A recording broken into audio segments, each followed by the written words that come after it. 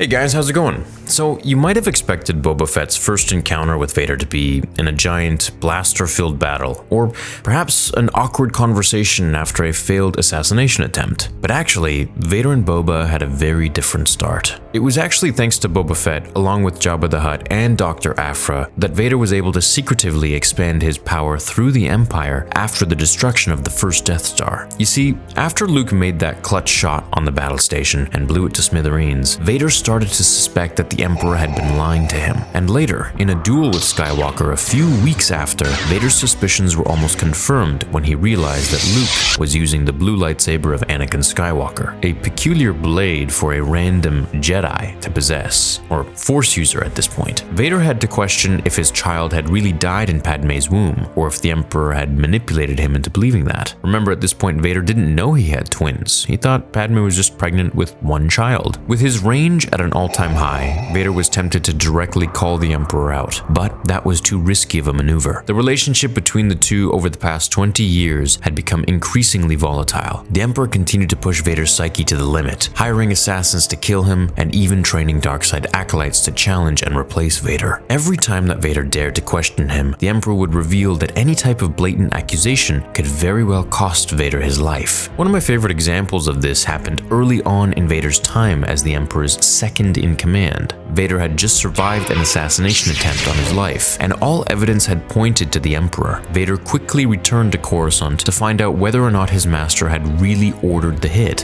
When he confronted Palpatine, the Emperor took Vader's lightsaber and threatened his apprentice, claiming that if he wanted him dead, he would already do so. It was because of the Emperor's extreme reactions that Vader refused to bring up his questions about Luke. Instead, Vader went to the Outer Rim, to Tatooine, to ask for help. He went to Jabba the Hutt's palace and requested the best bounty hunters he could offer. Vader was meant to be there negotiating a trade deal between the Hutts and the Empire, but he decided to arrive a day early to take care of his personal matter. After a bit of tough back and forth and a little bit of Force choking, that's right, Vader actually choked Jabba. The next day, Vader stood on top of a rocky bluff, looking over the sandy flats below, the wind howling and blowing his cape majestically. Behind him, Boba Fett and his Wookiee colleague, Black, approached. Fett coolly said, "You're the client." Vader didn't answer immediately. He kept his focus on the distant landscape beyond the mountain. And after a while, the Dark Lord confirmed that yes, he had hired them, and then he explained Fett's mission in detail. He wanted the Mandalorian bounty hunter to find the boy who had accompanied Obi-Wan Kenobi aboard the Millennium Falcon. When Fett inquired whether Vader wanted the boy alive or dead, Vader put great emphasis on his presence. "Alive, I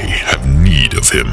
With that, Vader dismissed the bounty hunters, but not without using his usual warning. You know, not to fail him or else he'd probably kill them. A little bit later, Fett would ransack the cantina in Mos Eisley and fight Luke one-on-one in Obi-Wan's hut, both of which I've covered in separate videos, which I recommend you check out if you want the full story, with some voice acting and sound effects and music, of course. As you can see by Fett's first encounter with Vader, the pair didn't have a tumultuous start. From the very beginning, their relationship was professional, and dare I say, cordial. At this time in Vader's career, he realized that the Emperor would never stop trying to replace him, and even though Vader was willing to accept the Emperor's treacherous ways, after he discovered that Palpatine had lied about Luke, Vader finally changed his heart. He would do anything to track down his son, even if that meant building a secret army and betraying the Emperor. It was thanks to bounty hunters like Boba Fett and companions like Dr. Aphra that Vader was even able to make it so far. Eventually the Emperor would find out, but that's a tale for a different time. Now, I should let you know that there was a bit of a retcon of this first meeting. In a compilation of short stories released by Disney a few years later, Vader ended up hiring the Mandalorian for a job a bit before the hunt for Luke. But the entire book, titled A Certain Point of View, is filled with a plethora of plot holes. And that kind of makes sense, since the name of it is an homage to Ben Kenobi's famous line in The Empire Strikes Back, when he was trying to justify his most famous lie, that Vader killed your father. Anyways, I hope you guys liked this little moment from Star Wars and how Boba actually met Vader in both versions of Disney's canon. Thanks for lending me your time today for this video. I hope you were entertained and I hope it taught you something new. Make sure to find me on Spotify at Star Wars Theory. I have a new episode up every single day and I'm really proud of the show that's being put on there. If you want to continue the conversation, go ahead and do so in the comments or on StarWarsTheory.com. There's a live chat feature now and you can post all of your forum topics and share whatever you want on the forums. Just keep it Star Wars related. Leave a like on this vid if you did enjoy it, subscribe if you're new, and I'll catch you in the next one. Until then, remember, the Force will be with you.